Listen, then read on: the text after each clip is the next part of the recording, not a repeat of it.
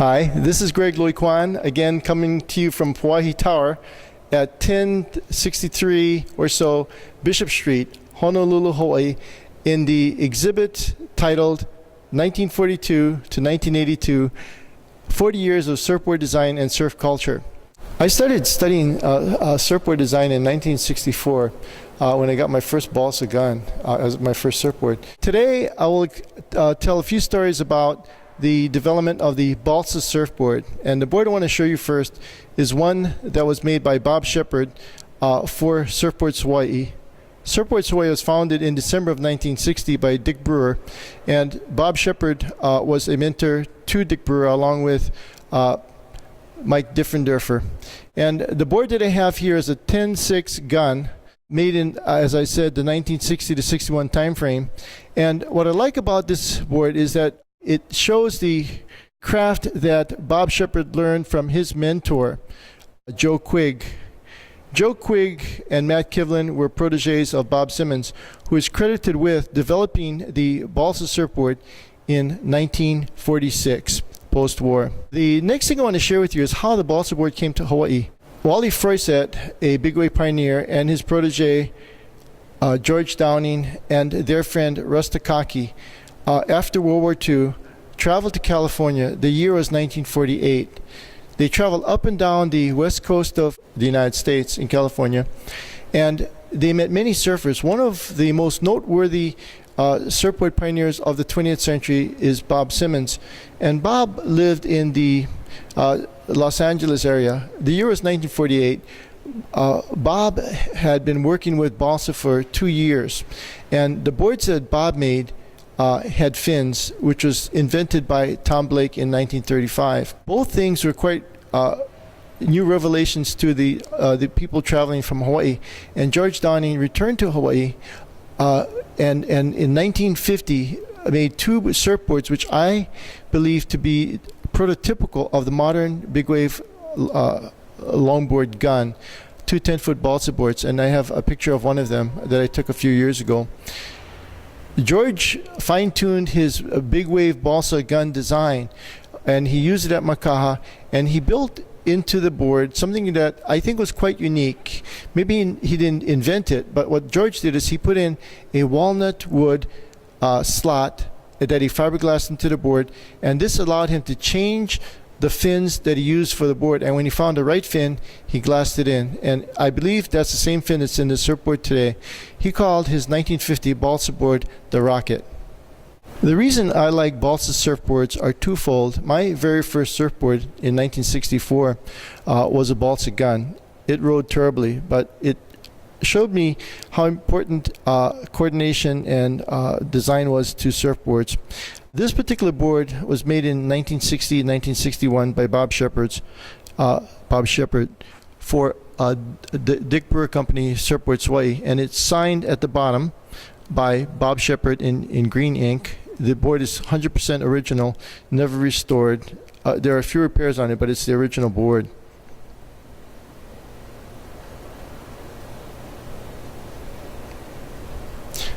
One of the things that I would love to own, but they're so few and rare, is a Joe Quigg gun. And this is one of two Bob Shepards that I have that most closely resemble the balsa big wave gun that Joe Quigg developed in about 1948 when he cut out the middle of a board and used it to surf big rincon in California. I have long admired the skill and craftsmanship of Joe Quigg. He is so meticulous, and his boards are some of the best ever made in the 20th century. This particular board was made by Bob Shepard and Joe Daniels about 1960 or so. Some people say that Swimboats Hawaii was founded in the late 50s, and some people say it was founded in 1960 or 61. When I first saw this particular board, my friend Dave Bankwell had it, and it was not sure what it was. It was not clear what it was because it was totally pigmented red. I could tell from the pictures that Dave had that much of the tail was rotten from exposure to water. This board was restored by Randy Rarick, and I had to buy it at an auction. I tried to buy it before the auction, but Randy wouldn't have it because it was so important. What attracted me to the board when I first saw it in its original condition about 15 or 20 years ago were the lines on it. And this is very typical of the kind of big wave guns in the 10.6 to 11-foot range that Joe Quigg made for Walter and Flippy Hoffman and Buzzy Trent. Buzzy Trent, Wally Froissart, Walter Hoffman, and George Downing pioneered big wave surfing at Big Makaha in the early 1950s, and they were said to have broken the 20-foot barrier at that time in the early 1950s.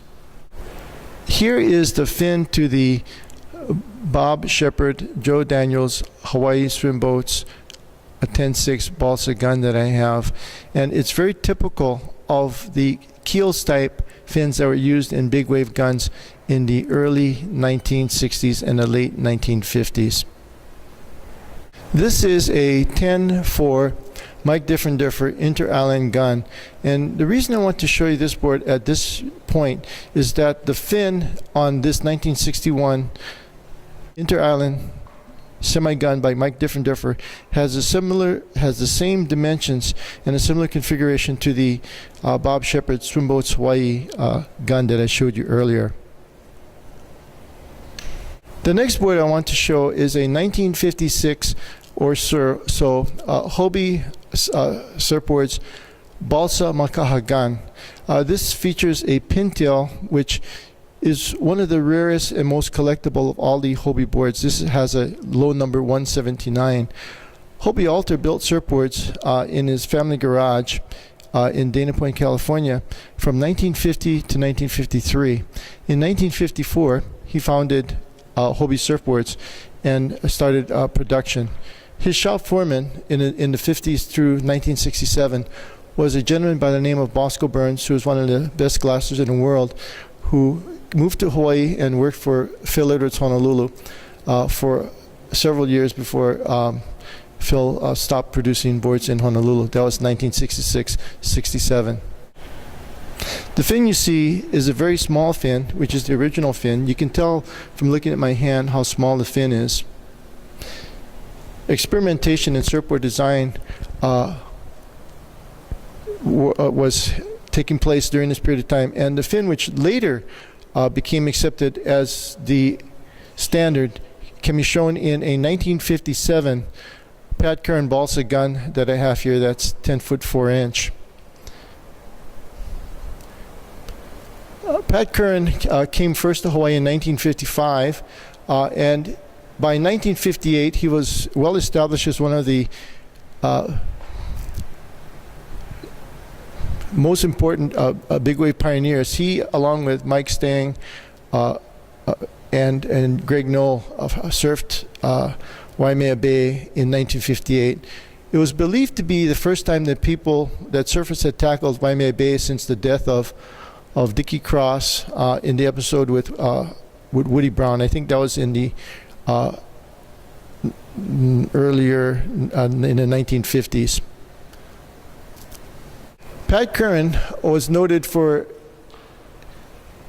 creating, according to Fred Van Dyke, the ultimate Waimea gun in the late 1950s. And in this piece, which was made in 1957, you can see the stiletto stylings of Pat Curran. And the fin that's on this board is very representative of the state-of-the-art in the 1954 to 1958 time frame. If you look to the next board, which is a 10-foot balsa gun,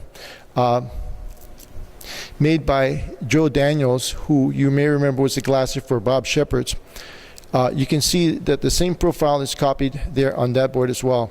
I shouldn't say it quite that way, because that board is probably made in and about the same time, and perhaps earlier than the 1957 Pat Curran that I have. I'm fairly sure about the vintage of the Pat Curran balsa gun that I have, because I bought it from the original owner, who explained to me the year that he bought it and had it made for his wife, Shirley. I bought it from a gentleman by the name of Wallace Wong, who's a retired postman. The next balsa gun I want to show you is one that was made in the mid-1950s by Joe Daniels for a gentleman by the name of Joe Pang. Joe Pang is the father to Dennis Pang, one of the lightning bolt and surfline shapers, and who is still working today on the North Shore.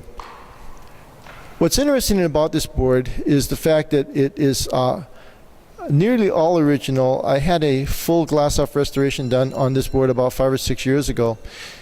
The thing that disappointed me when I first bought the board about 15 years ago, this would have been like 1990 or so, was the fact that there was a silhouette of 2 lightning bolts in the nose. And when I first saw it, I thought, oh, some kid in the 1970s painted on some lightning bolt stickers onto the nose. And it just kind of ruined the whole thing, because it was otherwise not quite pristine, but it was all original. And I was just so upset until a friend of mine, Ben Marcus, wrote a book called 365 Surfboards, which he allowed me to edit. And during the research for the book, Ben interviewed Dennis Pang, and Dennis said, I remember that board. That was my dad's board. And Dennis, who lived next to Jerry Lopez, was fond of telling Jerry that he and Jack Shipley were not the first ones to put lightning bolts on their boards. It was Joe Pang who had Joe Daniels put the 2 lightning bolts on a board when the board was made in the early 1950s. So this you might look at as the first lightning bolt.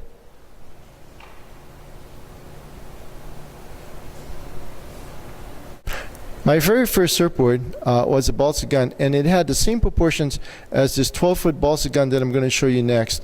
What I want to show you are the beautiful streamlined template of the board, and the proportions where the wide point is slightly towards the nose from the center of the board. What's a little bit unusual about this board, which was made in the mid-1950s, is the fact that the board is chambered. It's hollow, and it weighs no more than about 25 pounds, even though it's 12 feet long. An unchambered balsa board of this length would weigh about 45 to 50 pounds or so. The next board I'm going to show you is a 1940s Surf King hollow surfboard. The Surf King hollow surfboard is made in the state of Washington, and it was founded sometime in the late 1930s or early 1940s. In 1931, Tom Blake invented the hollow surfboard, and by 1935 it was a state-of-the-art in all of the surfing world, in Hawaii, Australia, and in California. This is a 12-foot example of the Tom Blake style of hollow surfboard. The hollow surfboard and its companion, the solid plank surfboard, were the surfboards that were in use extensively prior to the introduction of balsa in the 1940s by Bob Simmons and his proteges, Matt Kivlin and Joe Quigg. Other shapers in California used balsa extensively, and this would have included Dale Velzy and Hap Jacobs. They had a company together called Jacobs and Velzy, Velzy and Jacobs, and later on they formed their own companies. One of my favorite balsa boards was made in the mid-1970s by Larry Strada, who collaborated with the legendary Mike Diffenderfer. Mike and Larry lived on Kauai and made guns especially for one of the world's fastest waves, Hanalei Bay. And this is an 8-foot version of the Larry Strada balsa Hanalei gun. It has been reglassed at least once, and this board not only surfed on Kauai, but it made its way all around the world. My cousin Francis Kealoha surfed this board at Jeffreys Bay in South Africa in the mid-1970s, and he traveled with Dane Kealoha and other Hawaiian pro surfers. What I really like about this particular board, besides its foil and thickness flow, is its fin. It's classic mid-70s speed fin, totally state-of-the-art for that era. I see myself as a caretaker for surfing history and the evolution of surfboard design. Thank you for spending the time this afternoon with me while I showed you my balsa boards. Hope you had a great time.